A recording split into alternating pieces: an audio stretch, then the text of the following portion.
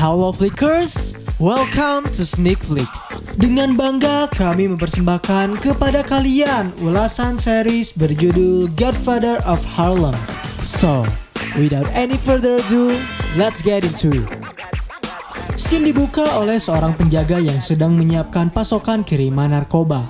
Sementara itu, Ellie saat ini sedang mengamati situasi untuk mencuri kesempatan dalam mencuri perhiasan di sebuah toko busana.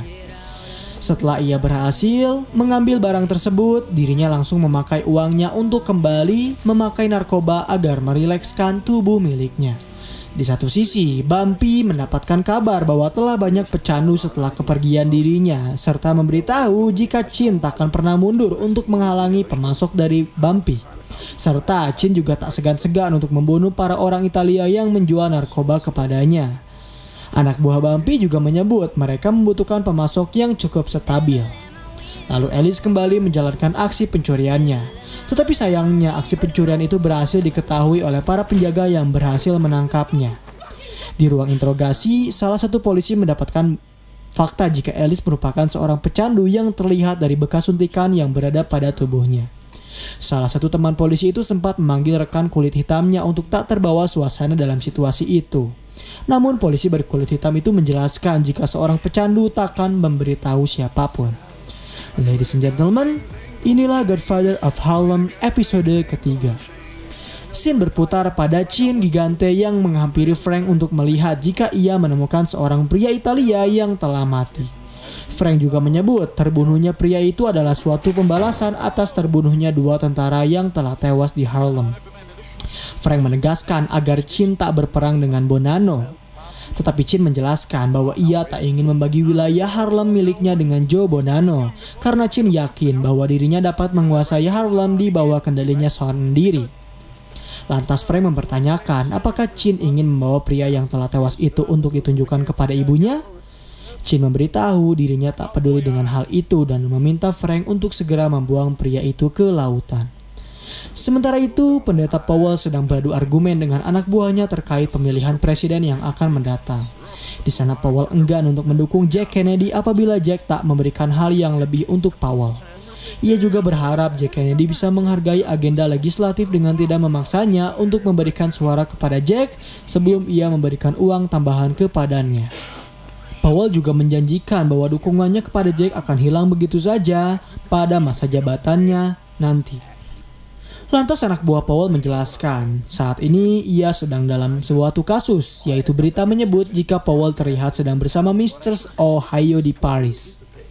Saat ini Teddy menghampiri Stella untuk memeluknya serta berciumannya dengannya, karena mereka sudah tak bertemu dalam waktu yang cukup lama. Teddy memberitahu Stella jika tujuannya kembali ialah untuk menunjukkan lagu buatannya kepada Bobby Robinson. Teddy juga memberitahu bahwa rekannya bernama Lionel ditemukan tertembak beberapa pekan yang lalu karena ganja yang ia bawa. Mendengar hal itu membuat Stella sedih, tetapi Teddy yang merupakan lelaki sejati mencoba untuk menghiburnya. Di sebuah restoran, ketika Johnson dan Malcolm sedang menikmati makan siangnya, anak buah dari Bumpy menghampirinya untuk memberitahu jika Alice telah tertangkap mencuri di sebuah toko busana. Bumpy menjelaskan jika Alice kini bukanlah masalahnya lagi. Namun Malcolm memberitahu bahwa Alice yang merupakan pecandu harus dijauhkan dari narkoba. Tetapi Bumpy enggan menerima ide dari Malcolm karena ia ingin memikirkan keluarganya terlebih dahulu. Lalu anak buah Bumpy memberitahu kembali jika Alice telah diperkosa oleh seorang polisi. Mendengar hal tersebut membuat Bumpy dan Malcolm dengan segera menghampiri lokasi itu. Di sana Malcolm menawarkan bantuannya dengan menggunakan National of Islam dalam mengadili kasus itu. Namun Bumpy enggan untuk menerima rencananya karena ia tak terima putrinya diperkosa oleh orang berkulit hitam. Lalu Malcolm menjelaskan bahwa ada cara untuk mendapatkan keadilan tanpa membuat Bumpy kembali mendekam di penjara. Malcolm juga meminta Bumpy untuk membiarkannya menunjukkan kekuatan dari National of Islam dalam menangani kasus itu. Sesampainya di toko tersebut, mereka bertemu dengan polisi yang baru saja keluar dari toko dan pemilik toko yang kesal karena wanita itu telah membuatnya mendapatkan kerugian ratusan dolar dalam sebulan terakhir. Lantas Malcolm menyebutkan apakah dengan alasan wanita itu telah membuat kerugian yang besar, wanita itu layak mendapatkan penganiayaan dari mereka? Ketika Bumpy ingin memasuki toko, polisi melarangnya karena hal itu adalah urusan mereka. Tak lama kemudian bantuan dari Malcolm datang menghampiri mereka untuk membuat Bumpy masuk ke dalam toko itu. Kembali kepada Powell, di sana anak buahnya membacakan berita terkaitnya, tetapi Powell menjelaskan jika mereka tak perlu memikirkan hal itu, karena berita tersebut hanya berita 1 minggu saja. Powell juga menjelaskan bahwa dirinya tak peduli pendukungnya akan hilang, karena ia yakin pendukungnya tetap akan mencintainya, dan Powell pula lah yang menjadi pedoman mereka sekaligus penolong mereka untuk memperjuangkan kemakmuran rakyatnya. Stella saat ini menghampiri Ernie untuk meminta bantuannya agar mempertemukannya dengan Bobby Robinson dengan imbalan ia akan membiarkan Ernie berkencan dengannya. Lantas Ernie dengan segera meminta izin kepada Chin sekaligus ayah dari Stella untuk membiarkannya mengencaninya. Tetapi Chin tak membiarkan Ernie begitu saja, karena sejak awal ia menugaskan Ernie untuk melacak pacar dari Stella agar bisa membunuhnya. Chin juga menegaskan Ernie tak layak untuk mengencani Stella, serta Chin juga tak berfokus pada permintaan dari Ernie, karena ia lebih berfokus pada berita radio yang memberitahu jika salah satu toko milik Gigante telah dikepung oleh Malcolm dan National of Islamnya. Di ruang keamanan toko, pemilik menjelaskan jika pemilik gedung ini tak akan mengajukan tuntutan sehingga mereka semua yang berada di sana bisa kembali pulang.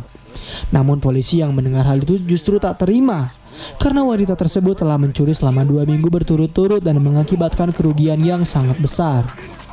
Lalu Alice pun buka suara dengan menuduh pria itu sebagai orang yang telah memperkosanya. Mendengar bahwa polisi berkulit putih yang memerkosa Alice membuat Bumpy mengamuk dan hendak membunuh polisi itu. Tetapi sayangnya usaha dari Bumpy dapat dihentikan oleh polisi yang menodongkan pistol kepadanya secara tiba-tiba. Semua orang tercengang ketika Bumpy menjelaskan jika wanita yang telah polisi itu perkosa adalah putrinya. Di kediaman Bumpy, Maime yang merupakan istri dari Johnson mendapatkan pertanyaan dari Margaret, yaitu siapa Alice yang dibicarakan oleh ayahnya serta oleh Malcolm. Maime menjelaskan jika banyak yang mempunyai nama Alice di Harlem ini, serta meminta kepada anaknya untuk tak mencampuri urusan dari orang dewasa. Di satu sisi, Powell baru saja selesai bercinta dengan Miss Ohio. Di sana Powell meminta kepada Miss Ohio untuk maju ke konferensi pers untuk menjelaskan bahwa tak ada apa-apa di antara mereka berdua. Tetapi mendengar hal itu justru membuat Miss Ohio marah dan bertanya-tanya, apakah ia di mata Powell hanyalah alat yang bisa dirinya pakai dan simpan begitu saja? Miss Ohio menegaskan jika dirinya akan maju ke konferensi pers untuk menjelaskan betapa hebat dirinya dan Powell dalam bercinta. Di dalam kantor keamanan toko Tuan Fiddler atau sang pemilik toko, di sana memberitahu bahwa dirinya akan memberikan kredit dan tunai kepada Alice dan Bumpy agar tak menuntut dirinya. Namun penjelasan itu justru ditolak secara mentah-mentah oleh Malcolm, karena Tuan Fiddler tak dapat dengan begitu saja membeli martabat dari wanita berkulit hitam yang telah diperkosa. Tuan Fiddler juga menjelaskan dirinya telah memecat kedua penjaga toko itu, serta memberitahu Bumpy bahwa dirinya tak rela tokonya dihancurkan oleh masyarakat kulit hitam yang sedang mengadakan demonstrasi di depan toko miliknya. Di sana polisi menjelaskan bahwa ia bisa menuntut Malcolm karena terus menghasut kerusuhan di toko itu. Setelah Tuan Fiddler meninggalkan ruangan, polisi tersebut mengajak Alice untuk menerima keterangan darinya. Setelah ditinggalkan oleh polisi dan Alice, Bumpy masih kebingungan dengan apa yang telah Malcolm lakukan kepadanya. Karena di saat putri Bumpy diperkosa, Malcolm malah memanfaatkan kesempatan itu demi gerakan miliknya. Malcolm memberitahu jika Alice adalah bagian dari pertempuran yang sangat besar, serta Malcolm memberitahu jika ia peduli kepada Alice dan mengharapkan Bumpy dapat melihat hal itu dalam aksi yang Malcolm lakukan sekarang. Setelah pergi meninggalkan Bumpy, Malcolm bertemu dengan Powell yang menyuarakan sejarah dari agamanya. Di sana Malcolm pun ikut naik mimbar untuk memberikan dakwahnya kepada umat. Malcolm menjelaskan jika pria Kristen sangatlah besar untuk berpikir jika perubahan datang dari hati. Lalu Malcolm menegaskan bahwa dalam imannya perubahan datang dari pikiran, serta ia juga mulai membanding-bandingkan agamanya dengan agama yang Powell anut. Malcolm juga memberikan omongan yang dapat membuat amarah dari para demonstrator. Di atap gedung bangunan, Stella memberitahu Teddy jika ia mengira ayahnya lah yang telah membunuh Lionel, serta juga menegaskan bahwa setelah kepergian Teddy, Stella sempat berkencan dengan seorang pria bernama Ernie. Stella memberikan pembenaran jika kencan yang ia lakukan hanyalah untuk memastikan ayahnya bahwa ia dan Teddy sudah benar-benar putus. Stella menjelaskan ia mengetahui hal itu lewat Ernie dan ia juga yakin bahwa ayahnya mengira Lionel adalah Teddy. Setibanya Teddy di rumahnya, ibunya menghampiri untuk memberitahu jika gadis kulit putih itu tak mencintainya dan tak pula memahami siapa itu Teddy yang sebenarnya. Sebab gadis kulit putih itu hanya ingin memperalat Teddy untuk membuat ayahnya marah. Ibu Teddy juga menyebut bahwa ia berdoa setiap malam hanya untuk anaknya. Tetapi apa daya, ia melihat Teddy terjebak dengan gadis kulit putih sehingga Teddy tak bisa melihat apa yang telah gadis kulit putih itu lakukan kepadanya. Di kediaman Bumpy, Margaret mulai mencari informasi siapa Alice yang sebenarnya dengan memasuki kamar ayahnya. Di sana ia menemukan sebuah surat yang berasal dari Alice yang mengatakan kata rindunya kepada ayahnya yang sedang berada di penjara di Alcatraz. Setelah usai interogasi, Bumpy mempertanyakan apakah polisi itu memperlakukan Alice dengan baik, serta ia juga bertanya mengapa Alice menuduh orang kulit putih itu sebagai orang yang telah memperkosanya. Bumpy menjawab bahwa ia tahu orang kulit hitamlah yang telah memerkosa Alice, serta ia memperkuat pernyataan itu dengan memberitahu Alice jika di saat ia melihat polisi kulit putih tersebut, Bumpy bisa menyadari bahwa orang kulit putih itu ternyata tak melakukannya. Alice menanggapi dengan menjelaskan ia melakukan apa yang sering Malcolm katakan kepadanya, yaitu dengan menjaga sesama orang kulit hitam. Dan Bumpy menanyakan apakah Alice baik-baik saja? Alice hanya menanggapi itu dengan memberikan senyuman, serta ia menjelaskan bahwa ini bukan kali pertama dirinya diperkosa, sebab ia adalah seorang pecandu. Dirinya juga memberitahu bahwa mungkin dirinya sudah diperkosa berkali-kali oleh orang lain. Dan Alice bertanya apakah hal itu menyakiti ayahnya?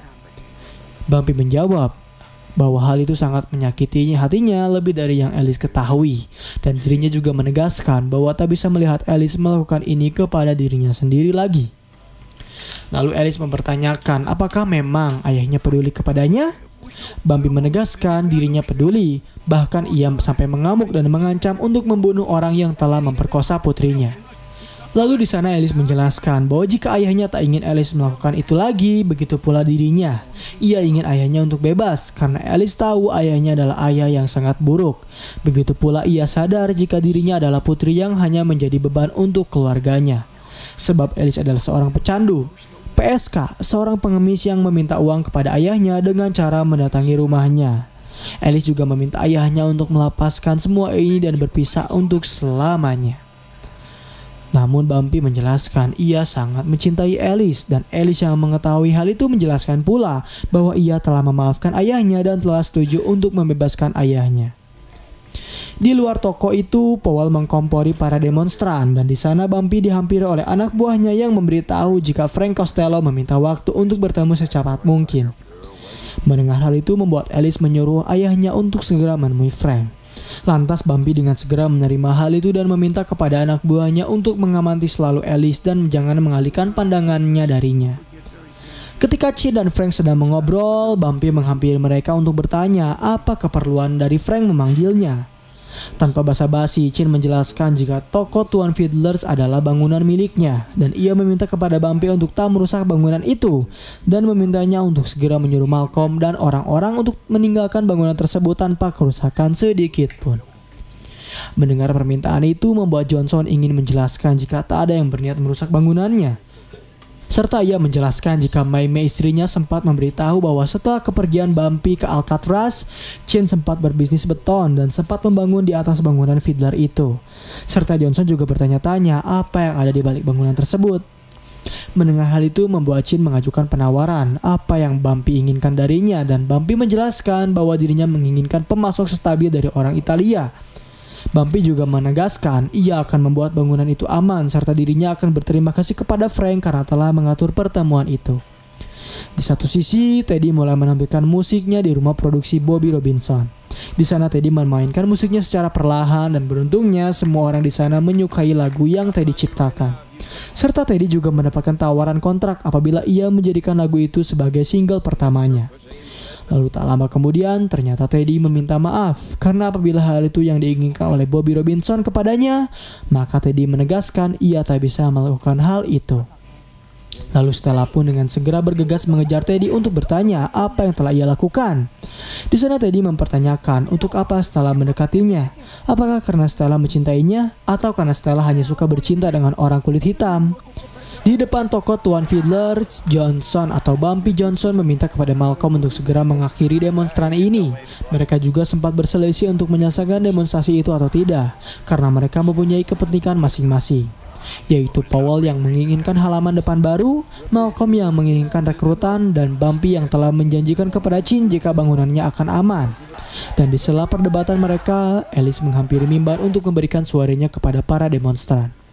Di sana Alice menjelaskan bahwa dirinya adalah alasan mereka semua berada di sini, dan ia juga mempertanyakan mengapa mereka berada di sini. Karena Alice menyadari mereka semua kesini bukan untuknya, karena Alice lain hanyalah seorang pecandu yang sering mereka lewati pada siang hari. Lalu Alice juga mempertanyakan apakah mereka semua berada di sini hanya untuk membuat suatu keributan. Lalu Alice juga menghasut para demonstrator untuk mengambil kembali hak mereka, yaitu untuk tak diperlakukan sebelah mata karena mereka yang berkulit hitam. Lantas keributan pun mulai terjadi. Di sana polisi berkulit putih mulai menghajar para pria kulit hitam yang memberontak, dan Bumpy memberikan aba-aba untuk memberhentikan kerusuhan itu. Kemudian Bumpy juga memberikan suaranya kepada para pria berkulit hitam. Di sana ia menyebut jika mereka akan memberikan keadilan untuk gadis itu, yaitu dengan memenjarakan orang yang telah memperkosa gadis tersebut, dan juga meminta kepada para demonstran untuk segera pulang. Keesokan harinya, Teddy kembali menyanyikan lagu ciptaannya. May yang melihat bahwa anaknya membaca surat dari Alice, serta Alice yang kembali ke rutinitasnya dengan memakai narkoba. Di lokasi Chin, ia mempertanyakan kembali apakah Ernie ingin mengencani putrinya, dan Chin pun akhirnya menyetujui itu untuk membiarkan Ernie mengencani Stella. Dan scene terakhir episode kali ini memperlihatkan Bumpy Johnson yang mulai mengeksekusi penjaga toko yang telah memerkosa anaknya. Di sana Bumpy menjelaskan jika ia takkan membunuhnya karena dirinya telah memanggil seorang pria bernama Big Dick Buster untuk menyodomi pria itu hingga tewas. Dan pembahasan mengenai Godfather of Harlem episode ketiga pun berakhir di sini. Bagaimana tanggapan kalian dengan garapan series terbaru kami? Apakah kalian cukup puas dengan setiap plotnya? Jangan lupa subscribe, like, dan komen untuk kritik serta saran demi membuat channel ini tetap menjadi channel pembahasan film yang terbaik. Dan sampai berjumpa kembali di episode selanjutnya.